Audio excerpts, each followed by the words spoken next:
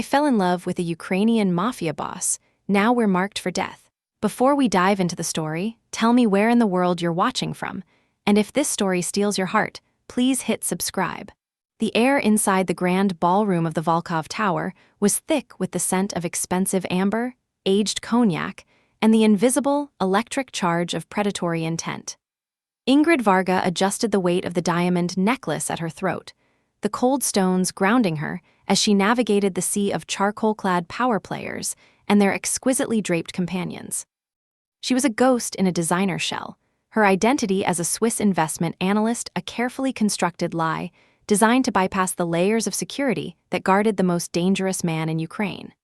Her objective was not the champagne or the whispered alliances forming in the corners of the room, but a small, unassuming ledger bound in cracked leather that sat inside a reinforced glass case at the center of the floor, waiting to be auctioned to the highest bidder. That book contained the digital keys to her father's architectural legacy, keys that had been stolen by the very men currently laughing over crystal flutes.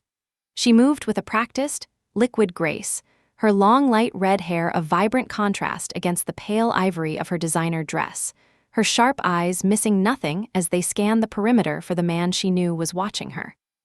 Viktor Volkov did not merely enter a room, he commanded the atoms within it to settle into a respectful silence. He was a man built from the hard edges of the post-Soviet landscape, standing a head taller than his lieutenants with a frame that suggested a lethal history rather than the pampered life of a typical chief executive officer. His charcoal suit was tailored with surgical precision, hiding the broad shoulders and the disciplined muscle of a man who had survived the streets of Donetsk before he conquered the boardrooms of Kiev. When his gaze finally found Ingrid, it was not the look of a man captivated by beauty, but the look of a predator identifying an anomaly in his environment. His steel-gray eyes remained fixed on her as he moved through the crowd, his path as straight and inevitable as a bullet. Ingrid felt the temperature around her drop as he approached, the presence of him so overwhelming that for a moment, the rehearsed lines of her cover story vanished from her mind. He stopped just inches from her, the scent of cedar and tobacco clouding her senses, and his voice, when he finally spoke, was a low, resonant baritone that felt like a physical weight against her skin. He questioned her credentials with a calm, terrifying directness, nodding that the Swiss firm she claimed to represent had been quietly liquidated during a corporate restructuring 3 years prior. Ingrid did not flinch, though the adrenaline spiking in her blood made her heart hammer against her ribs with a violence she hoped he couldn't see. She met his unflinching gaze with her own sharp, observant eyes, telling him that she was the phoenix that had risen from that liquidation, a freelance fixer specializing in the recovery of assets that were never meant to be sold. It was a second lie, bolder and more dangerous than the first, but it sparked a flicker of something in Viktor's expression, not trust, but a dark, intellectual curiosity. Before he could dismantle her story further, the ballroom's reinforced windows shattered in a deafening explosion of glass and sound.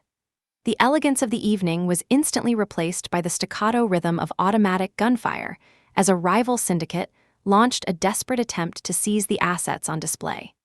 In the chaos, Viktor didn't move like a man in fear. He moved like a man who had been waiting for the violence to arrive. He reached out and grabbed Ingrid's arm, his grip possessive and unyielding, and pulled her behind the heavy mahogany of the auctioneer's podium just as a spray of bullets carved a line through the marble pillars behind them. As his security team engaged the intruders, Viktor drew a silenced pistol from his shoulder holster with a fluid motion that confirmed his status as a man who lived in the overlap of law and carnage. He looked at Ingrid, his face inches from hers, and told her that if she was indeed a fixer, she would have to prove it by helping him navigate the building's lockdown protocols. Ingrid realized in that moment that her survival was now tied to the very man she had come to rob. She pulled a compact tablet from her clutch, her fingers flying across the screen to intercept the building's security feed, her pale skin glowing in the light of the device. She showed him the tactical positions of the gunmen in the lobby, identifying a path through the maintenance tunnels that would bypass the main kill zones. Viktor watched her work with a stillness that was unsettling, his gray eyes tracking the movement of her hands and the focused determination in her features. He didn't ask her why she had the skills to hack a level 4 security system. He simply nodded and pulled her toward the service stairs. As they descended into the bowels of the tower, the sounds of the massacre fading above them, Ingrid knew that the ledger was lost for now, but she had gained something far more volatile: the protection of a man who saw her not as a victim, but as a weapon he hadn't yet decided how to use. The penthouse of the Volkov Tower was a minimalist cathedral of glass and steel, suspended high above the Dnieper River like a fortress in the clouds. After the blood and smoke of the auction, the silence of the living room felt unnatural, a heavy shroud that Ingrid couldn't quite shake. Victor had left her there under the watchful eyes of 2 armed guards while he coordinated the counterstrike from his study, and she spent the hours packing the length of the floor-to-ceiling windows, watching the lights of Kiev flicker in the darkness. She was no longer a guest. She was a guest of the state, a prisoner wrapped in the finest silk and offered vintage wine that tasted like ash in her mouth. When Victor finally emerged, he had discarded his jacket and tie. The sleeves of his white shirt rolled up to reveal forearms corded with tension and marked by the faint, jagged reminders of past conflicts. He didn't apologize for the confinement, instead placing a thick dossier on the glass coffee table and demanding that she analyze the financial patterns of the London-based conglomerate that had funded the evening's assault. He told her that his empire was under a coordinated attack, both in the streets and on the stock exchange, and that her life was the price he was charging for his silence regarding her forged identity. Ingrid sat at the table, the weight of his expectations a physical pressure in the room, and began to dismantle the complex web of shell companies and offshore accounts that the conglomerate had used to mask their hostile takeover bid. As she worked, she felt Victor's presence behind her, a constant, low-frequency hum of energy that made the hair on her arms stand up. He didn't speak, but his gaze was a constant heat on her back, watching the way she connected the dots between a series of shipping acquisitions in Odessa and a sudden drop in the value of Ukrainian wheat futures. She pointed out a flaw in their strategy, a vulnerability in their primary holding company that could be exploited to trigger a margin call that would bankrupt their lead investors in a matter of days. Victor leaned over her shoulder to see the screen, his breath warm against her ear, and for a fleeting second, the professional distance between them evaporated. He was close enough for her to feel the heat radiating from his body, close enough to see the silver flecks in his gray eyes, and she realized that the danger he posed wasn't just to her life, but to the walls she had built around her heart. The days that followed were a blur of high-stakes financial maneuvers and whispered threats delivered over gold-rimmed china. Victor treated her with a strange, possessive respect, including her in high-level briefings where men with scarred faces and cold eyes spoke of logistics and eliminations. He seemed fascinated by her ability to remain calm in the presence of brutality, the way her sharp eyes never wavered when a report of a warehouse fire or a disappeared rival reached his desk. During the long nights in the war room, the tension between them began to shift from suspicion to a slow, agonizing temptation. Victor would watch her from across the room, his silence more eloquent than any confession, his gray eyes tracing the curve of her neck and the way she bit her lip when she was deep in thought. He began to offer her small glimpses into the man behind the CEO title, a story of his childhood in the industrial ruins of the Donbass, the way he had fought to protect his mother from the local gangs, and the first time he had realized that power was the only currency that truly mattered in a world that had forgotten God. Ingrid found herself drawn into his world of obscene wealth and casual violence, seduced by the absolute certainty he moved with. He was a man who didn't ask for permission to exist, who shaped the world to fit his vision, and in the shadow of his protection, she felt a terrifying sense of belonging. She knew she should be looking for a way to escape, but every time his hand brushed hers or his voice dropped to that intimate, lethal register, she found another reason to stay. He was a monster, she knew that, but he was a monster who had looked at her and seen a queen. One evening, as the snow began to fall over the city in thick, silent flakes, Victor led her to the balcony, the cold air a sharp contrast to the heat of the penthouse. He told her that he had never intended to let her go, that from the moment he had seen her in the ballroom, he had known she was the only woman with enough steel in her soul to stand beside him. He didn't ask her to love him. He told her that he would make the world safe for her, and in the dark, dangerous reality of their situation, That promise felt more romantic than any declaration of affection. Ingrid looked at the man who held her life in his hands and realized that she no longer wanted to steal from him. She wanted to be the one thing he couldn't afford to lose. The fragile peace of their shared isolation was shattered by the arrival of a package delivered by a courier whose trembling hands suggested he knew exactly what he was carrying.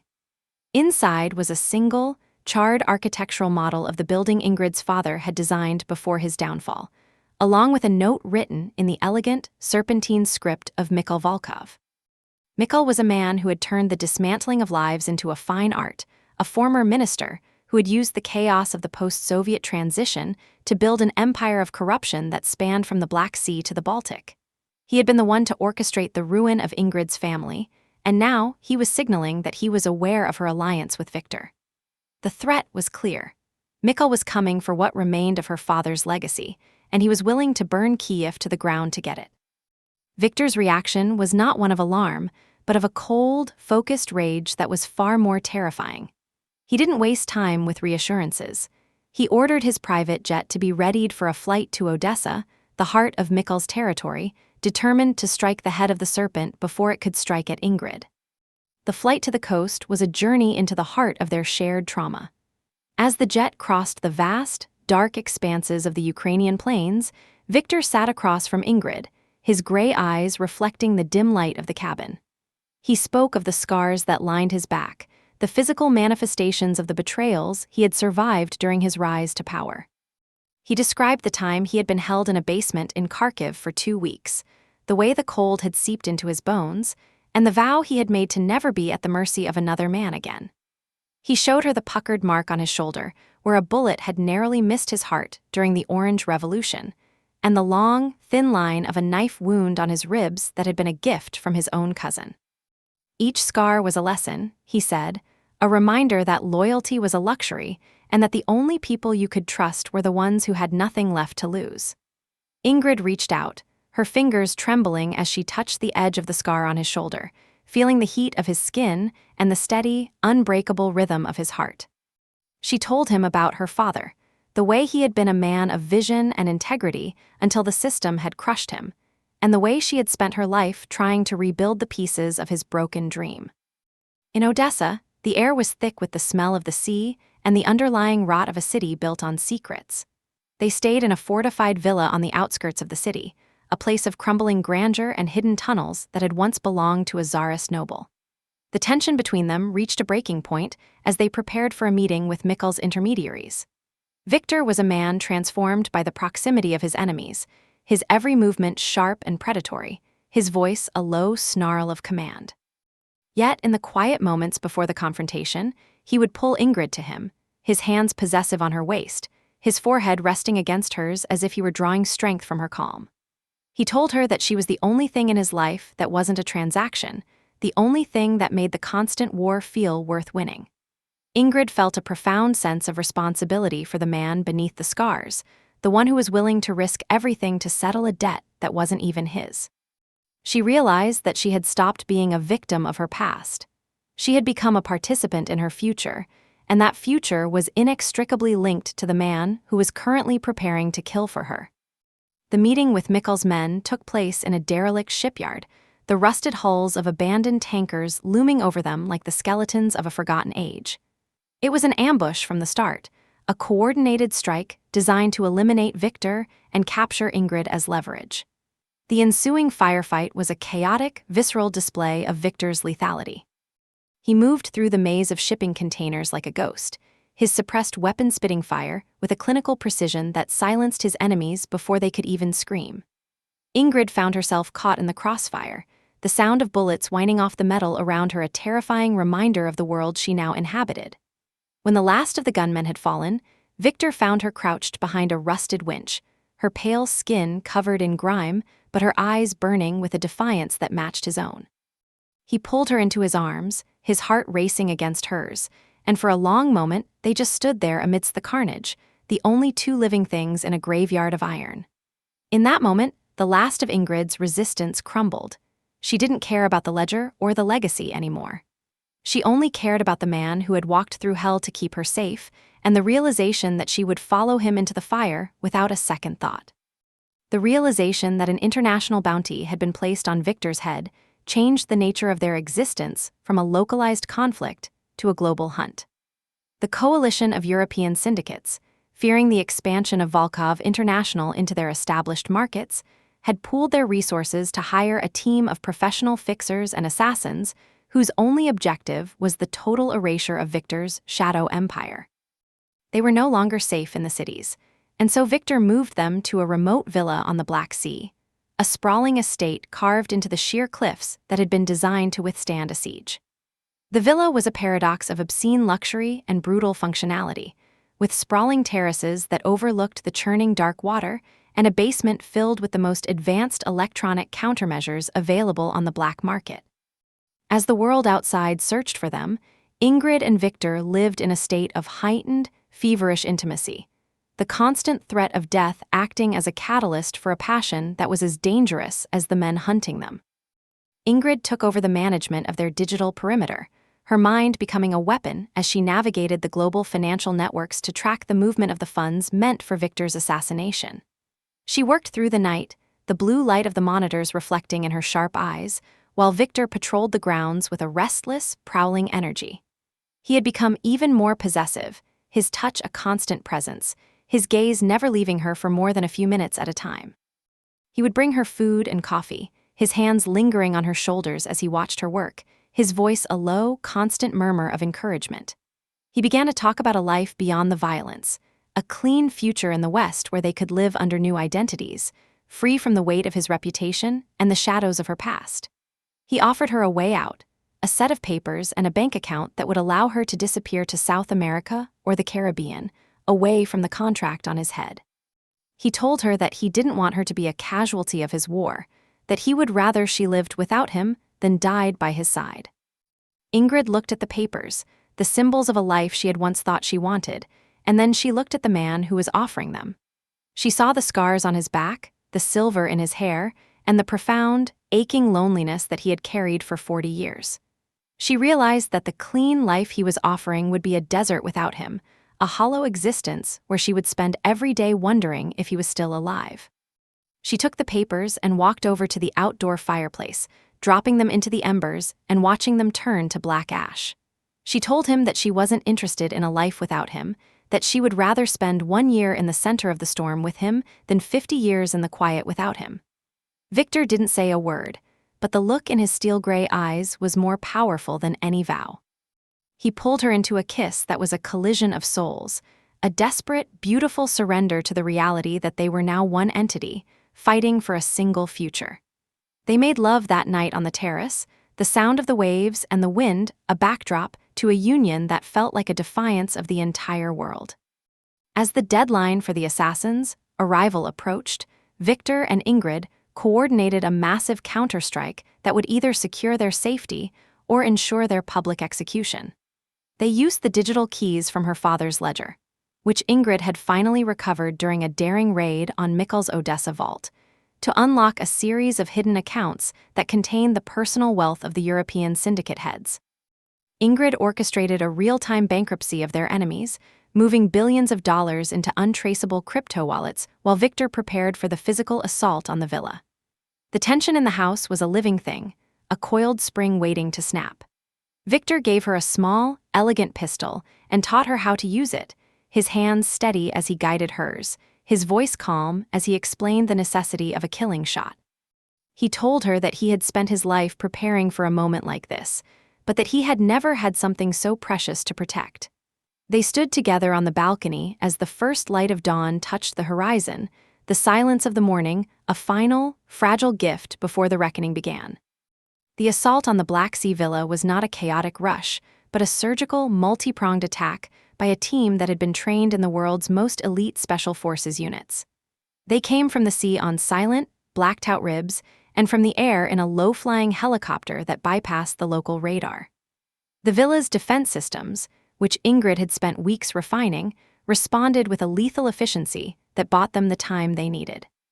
She sat in the reinforced command center, her fingers a blur across the keyboard as she triggered the gas traps in the tunnels and the automated turrets on the cliffs. On the monitors, she saw the invaders fall one by one, their tactical gear no match for the traps Victor had laid. But the leader of the team, a man who had survived the wars in Chechnya and Syria, managed to breach the inner sanctum. Victor met him in the grand foyer, the two men engaging in a brutal, visceral combat that tore the heart out of the house. There were no words, only the wet thud of blows and the rasping breath of two predators fighting for the right to exist.